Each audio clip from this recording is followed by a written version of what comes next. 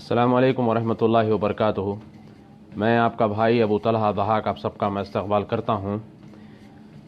आप लोग देख रहे हैं ये फ़ेसबुक वगैरह पर, ट्विटर पर काफ़ी लोग चर्चा कर रहे हैं, डिस्कशन कर रहे हैं कि सऊदी अरब सीरिया के ऊपर हमला क्यों नहीं करता। यानी कि सऊदी अरब के पास वेपन्स हैं, असलहा है और काफ़ी चीज़ें सऊदी अरब के पास हैं और एक से एक हथियार सऊदी अरब ने ख़रीदा है, मगर ये सीरिया पे हमला क्यों नहीं करता। और ये आम तौर पर जो जज्बाती बच्चे होते हैं ये सोशल मीडिया पर, ट्विटर पर, फेसबुक पर काफ़ी डिस्कशन करते हैं और फिर अपना फ्रस्ट्रेशन निकालने के लिए हुक्मरानों को गालियां देते हैं, उनकी तकफ़ीर करते हैं, उनके लिए जहन्नम की दुआएं करते हैं, लानत भेजते हैं और बहुत सारी ऐसी चीज़ें करते हैं।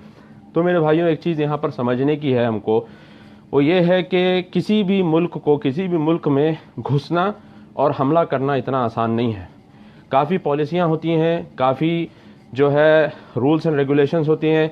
ऐसा नहीं है कि कोई भी मुल्क किसी भी मुल्क में घुस जाए, हमला कर दे, मार पीट दे। और लोग तो ये एक्सपेक्ट करते हैं कि सऊदी अरब जो है घुस जाए किसी भी मुल्क में जहाँ भी मुसलमान पे जुल्म हो रहा है वहाँ घुस जाए, मारे पीटे और फिर उनको अरेस्ट करे और फिर वहाँ के जो मजलूम मुसलमान हैं उनको बचाए और फिर उनको लाकर मक्के मदीना के अंदर रखे, उनको जो है ना महीना पैसे दे। तो इस तरीके के बहुत सारे लोग जो है एक्सपेक्टेशन। मेरे भाइयों, हक़ाइक़ कुछ और होते हैं और फिर हमारी जो टिप्पणियाँ होती हैं ये कुछ और है। मेरे भाइयों, एक बात मैं आपको बताता हूँ, ये जो इंटरवेंशन होता है, मिलिट्री इंटरवेंशन, जिसे टेक्निकल टर्मिनोलॉजी में ह्यूमैनिटेरियन इंटरवेंशन भी कहते हैं, तो आम तौर पर होता ये है कि जो कंट्रीज़ होते हैं, जो ममालिक होते हैं, आपस में ये लोग अलायंस बनाते हैं और फिर ये मुआहदा होता है कि तुम में से किसी के ऊपर भी हमला अगर होता है, तुम्हारे ऊपर अगर हमला होता है या फिर तुम्हारे अंदर से अगर कोई रेबेल करता है या फिर मुखालिफत करता है, लड़ता है या फिर ग्रुप बनाता है या फिर आर्मी बनाता है और लड़ने की कोशिश करता है, तो फिर उनको ख़त्म करने के लिए हम सब मिलकर साथ देंगे और लड़ेंगे। किसी के अंदर भी कुछ भी ऐसा मामला होता है तो आप लोगों ने देखा कि यमन के अंदर जो हूती बागी थे, जिनको ईरान पुष्टपनाही कर रहा था, सपोर्ट कर रहा था, तो इन लोगों को ख़त्म करने के लिए, हालांकि 2010 से ये मसला चल रहा था, मगर इन लोगों को ख़त्म करने के लिए वहाँ का जो प्रेसिडेंट है अब्दुल हादी, उसने बाज़ाब्ता ऑफिशियली सऊदी अरब को उसने लेटर लिखा और फिर ऑफिशियली उसने सऊदी अरब को बुलाया, तब जाके सऊदी अरब उस मामले में इन्वॉल्व हुआ। यानी कि अपनी पूरी आर्मी ताकत और सऊदी लेड कोalition जो था, जिसमें दूसरे अरब कंट्रीज़ भी उसके अंदर थे, तो तब जाके जो है ना ये लोग हमला कर सकते हैं, ये लोग घुस सकते हैं। उसके बाद भी लोगों ने टिप्पणियाँ की कि सऊदी अरब जो है यमन के अंदर जो घुसा उसके अंदर उसका ज़ाती मफाद था, ज़ाती फ़ायदा था, ये था वो था। अब बेचारा कुछ करता नहीं है तो उसको गालियाँ देते हैं। अब जब कुछ करता है तब कहते हैं कि इसका जो है ना ज़ाती मफाद था। अब चलो ये मार कर जीत के निकल भी जाए तो कहते हैं कि इसको कुछ फ़ायदा था तभी जाके इसके अंदर घुसाए। तो मेरे भाइयों, प्रेसिडेंट ने कॉल किया, सऊदी अरब ने उसकी बात को सुना और फिर उसने आर्मी लेड कोalition उसके अंदर यानी कि यमन के अंदर ले गया।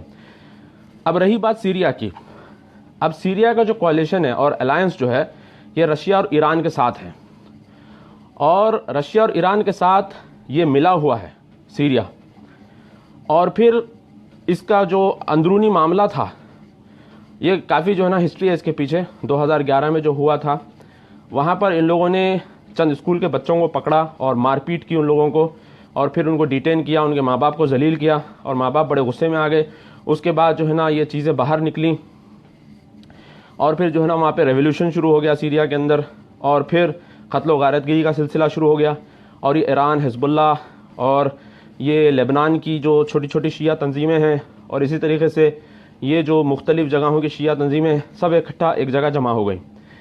अब बशर अल असद ऑफिशियली उसने ईरान और रशिया को कॉल किया क्योंकि उसके अंदर, उसके मुल्क के अंदर ये मामले हो रहे थे। अब उसने कॉल किया और वो लोग आ गए उसकी हेल्प करने के लिए। अगर बशर की जगह कोई और होता जो सऊदी अलायंस होता और अगर वो कॉल करता तो सऊदी को ऑफिशियली परमिशन है और सऊदी ऑफिशियली घुस सकता है और मार सकता है, मगर अभी नहीं कर सकता। ऑफिशियली वो घुस नहीं सकता। चलो अगर फ़र्ज़ कर लें कि वो घुस जाए और मार दे और पीट दे अंदर जाके, ठीक है, मार दिया, पीट दिया। उसके बाद जो दूसरे ममालिक हैं वो लोग इसका वायलेशन करेंगे और फिर सऊदी के ऊपर सैंक्शंस लगाएंगे, और सऊदी के ऊपर सैंक्शंस होंगे, और इसी तरीके से ट्रेड सैंक्शंस होंगे। इनके जो एसेट्स और दीगर चीज़ें हैं मुख्तलिफ़ जगहों पर, वो सारी सीज़ हो जाएंगी, इन्वेस्टमेंट सारे सीज़ हो जाएंगे, और ये जो लोग उम्रा और मक्के मदीने को आते हैं ये सब बंद हो जाएगा। और इसी तरीके से अगर ये किसी मुल्क के ऊपर घुसता है और हमला करता है तो फिर उसके अलायंस आकर इसको मारते हैं। तो ये कितनों से लड़ेगा, कितनों से मुकाबला करेगा? यानी कि यमन में घुसे मारे, और फिर सीरिया में भी घुसे मारे, अगर उसके अलायंस आकर लड़े तो उससे भी लड़े। आखिर सऊदी है या फिर जो है ना आसमान का उतरा हुआ कोई फरिश्ता है? मेरे भाइयों, चीज़ों को प्रैक्टिकली समझना ज़रूरी है, जज्बात में आकर चीज़ों को समझा नहीं जाता।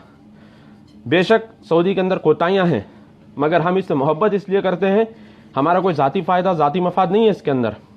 ना ये हमको महीना तनख्वाह या पैसे देता है तारीफ़ करने के, नहीं, बल्कि हमको मोहब्बत अल्लाह के लिए है कि इन लोगों ने यहाँ पे तौहीद को कायम किया, और फितनों के होते हुए भी इन्होंने फितनों को दबाया, और फिर अमन व अमान को कायम किया।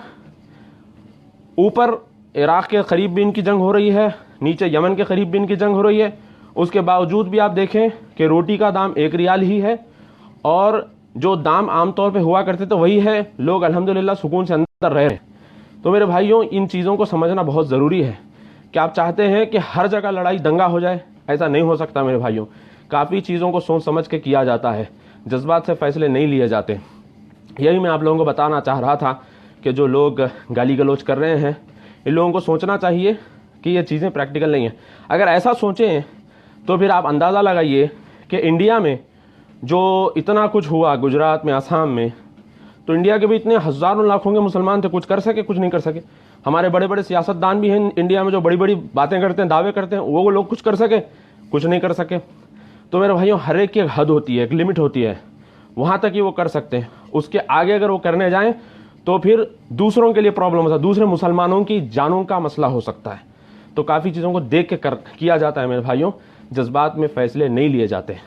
यही मैं आप लोगों को बताना चाह रहा था।